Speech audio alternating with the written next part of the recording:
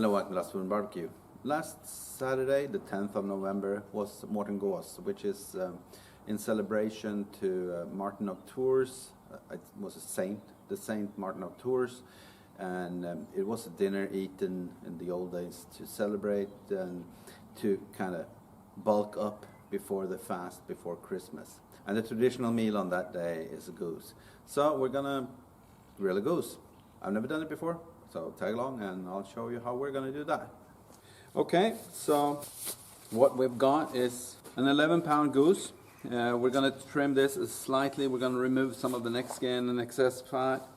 And then we're going to truss it up a little bit. We're going to stuff it with a couple of our own apples, a little bit of rosemary, half a lemon.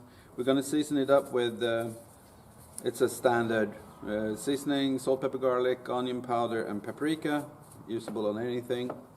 We're gonna make like a water trough underneath the goose when it spins on the rotisserie with some chicken, organic chicken stock and water. We're also gonna stuff it with a little bit, a few prunes.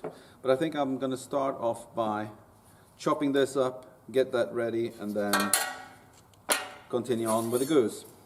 So first off, we're just going to have half the lemon is going to go inside. So we put that aside. The other half we're going to use as like a binder for the seasoning. The apple, we're just going to chop that up. There we go. The prunes, we're just going to halve them. And there we go. Put that to the side. Then we have the bird. Let's see what we have. This has got huge wings, of course. We're going to remove them. No, we're going to truss them up, but we're going to remove this neck skin. Just going to cut around here. Put that to the side. A goose is a fat bird, so it's got a lot of extra fat here. Going to remove that. This goose has been lying in the fridge with a little bit of dry brine. I just used regular kosher salt that I put on the skin to dry it up a little bit. And it's been lying there to thaw out for 2 days. The innards here, we're not going to keep them. There we go. Cavity exposed. Okay, so what we're going to start off by doing is I'm going to get a little bit of the lemon on my hand. And I'm just going to wipe down the inside of this. And then we're going to season down on the inside here. Something like so. And then we're going to get the apples in there. A little bit of rosemary. Just get it in there. We have half the lemon. Or a quarter of the lemon goes in there. There we go. Okay, so a little bit of lemon on the outside as well. Seasoning.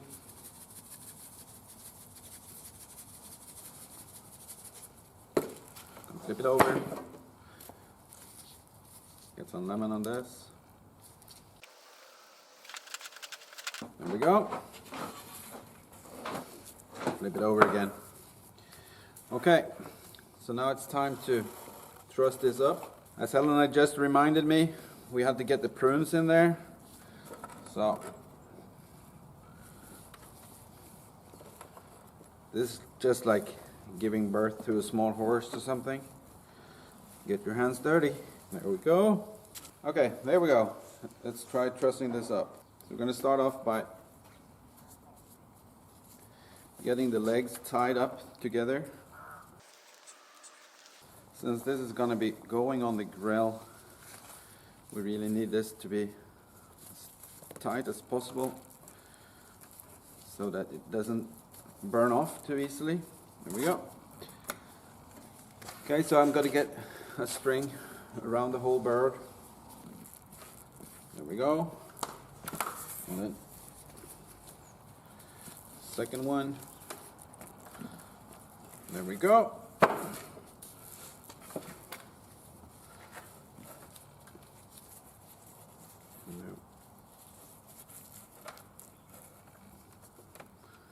around the wing like that. Then it's just a matter of tying the knot. Get the ends off. Just gonna burn off otherwise. I think that should be enough. Okay, so what I did was I measured out on the pit where to start off the spit. Then we're just gonna go through the neck hole, all through the cavity of the bird, and hopefully not push all the stuffing out. There we go. Put the stopper on from the other side. And this is a good time to get everything kind of pushed together and into the thighs. Something like so. Tighten it a little bit. And then we're going to use the thermometer for this, because it's a rotisserie cook. Okay, so we're going to get this into the bird. Here, I'm going to put it in the breast. Just press it in there. Try not to touch bone. And make sure the notch on the thermometer is inside the meat, because that's how we measure it. Okay, so we're going to go over to the pit.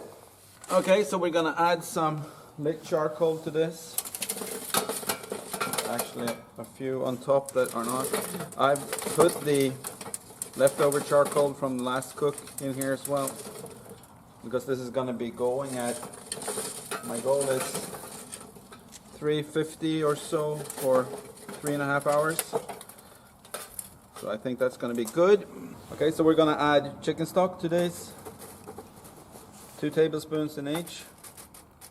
Something like so. Something like so. And then we're going to add water.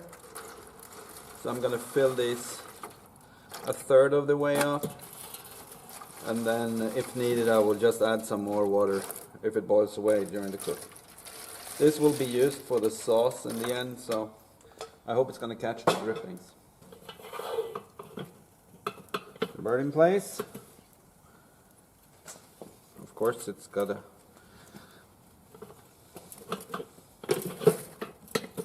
something like so. And then we're going to see how it goes. Yeah, that's going to be fine. It seems to be keeping in place for the moment anyway. Okay, time to put lid on. Vents fully open. Let's cook. Meet you back in a bit.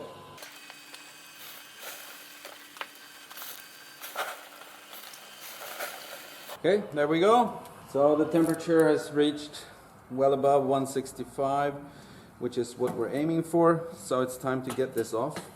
This smells extremely nice. So we're going to remove the spit, wrap this in foil, and let it rest. Remove this temperature probe as well.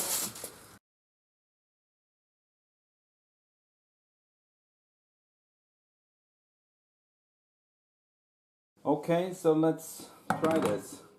Since the pipe of this, or whatever, the faucet thingy, whatever, there is that much above there, there's going to be some fat up here, but I'm just going to start pouring into this bowl.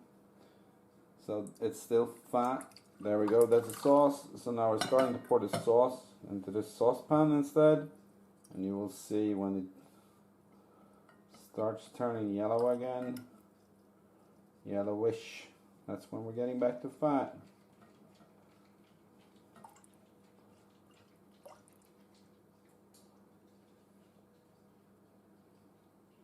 There we go. That means that we got rid of quite a lot of the fat.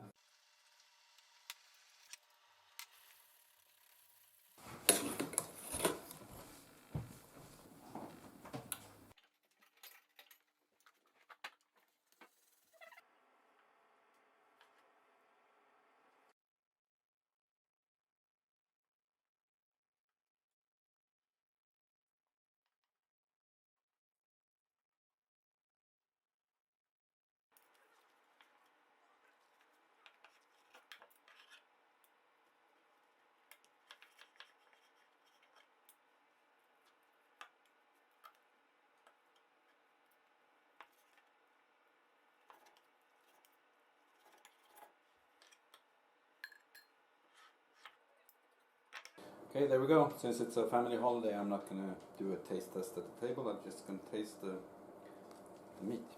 It's very dark meat. It's really juicy. Very flavorful. That's really nice. We're going to enjoy this. I'll take a picture of the plate. Thank you for watching. Bye.